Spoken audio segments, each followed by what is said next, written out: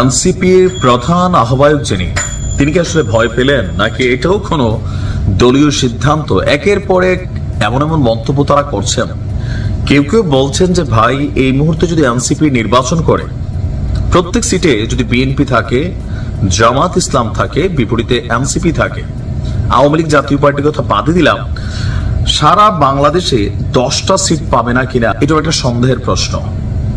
তো এই যখন এনসিপির অবকাঠামো বা মাঠের খবর, তখন নির্বাচনে যাওয়া নিয়ে এনসিপি আজকে যেই শর্ত জুড়ে দিয়েছে ডক্টর মোহাম্মদ ইউনূস সরকারকে, কেউ কেউ বলছেন যে মান ইজ্জতটা বাঁচানোর জন্য নির্বাচনে না যাওয়ার একটা বাহানা তৈরি করছেন। আবার কেউ কেউ বলছেন যে না, দে আর ভেরি রাইট, তাদের বক্তব্যটা সঠিক। আপনার কাছে মনে হয় কোনটা সঠিক? এনসিপি নির্বাচনে যাবে কি যাবে না এটা নিয়ে শর্ত জুড়ে দেওয়া হয়েছে। যদি এরকম না হয়, এনসিপি নির্বাচনে যাবে কিনা এটা বিবেচনাধীন। কত বড় কথা!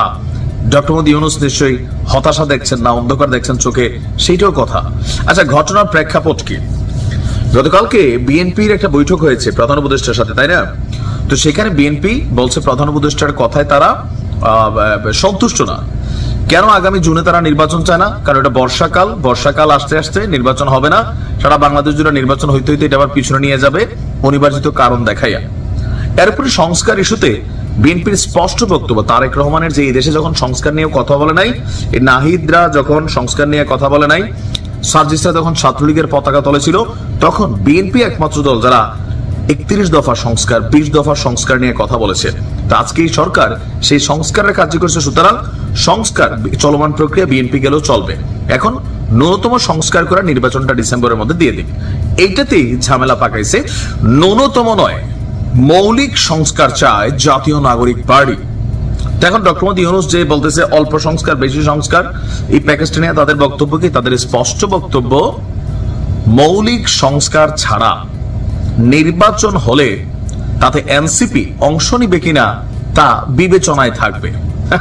তো এই কথা শুনে কেউ কেউ বলতেছেন যে ভাই, তোমরা নির্বাচনে নিয়ে অংশগ্রহণ দেখো, এই যে কথায় কথা বলো যে পুরো জনগণ তোমাদের সাথে আছে, আসলে জনগণ কতটুকু আছে বা কোন জনগণ? আমরা বরাবরই বলি জনগণের কোনো সামষ্টিক কালার নাই, জনগণ যেই দলের সমর্থক ওই দলের জনগণ। এখন এনসিপির প্রকৃতপক্ষের জনগণ কতজন সেটা ভোটে না গেলে তো বোঝা যাবে না।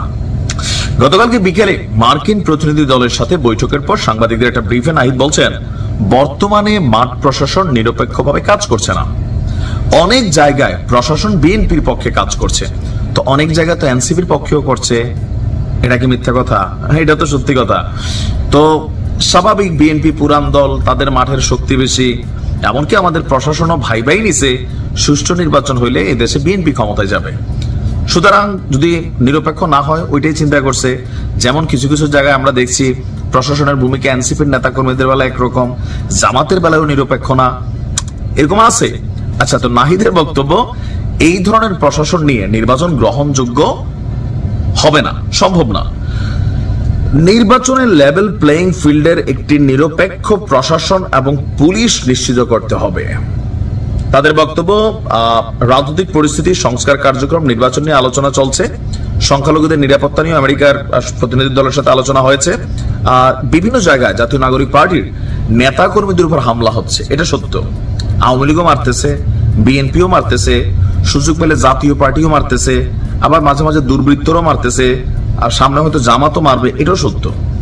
আপনার কি মনে হয় যে নাহিদ কি বা এনসিপি কি ভয় পাচ্ছেন যে তারা যদি নির্বাচনে যায়, যেভাবে একক 300 প্রার্থী দেবে, বিভিন্ন বক্তব্য তারা আওয়াজ দিচ্ছে, জোট বাঁধবে না, তো আসলে কি পাশ করবে 2-4-10টা সিট, নাকি না আসলে মেজরিটি নিয়ে জনগণ তাদের ম্যান্ডেট নাহিদদের হাতে তুলে দিবে, আগামী দিনের প্রধানমন্ত্রী হবে নাহিদ? দোয়া করেছেন প্রধান উপদেষ্টার প্রেস সচিব যিনি আছেন শফিক। এটা হইতেও পারে। নির্বাচনের সকল কিছুর সমাধান, নির্বাচনে এনসিপি কে যাইতে হবে। আমরা এনসিপি ছাড়া নির্বাচন মানি না, নির্বাচনে আসতে হবে নাহিদদের। আমিও পক্ষে আছি, এনসিপি নির্বাচনে আসতে হবে।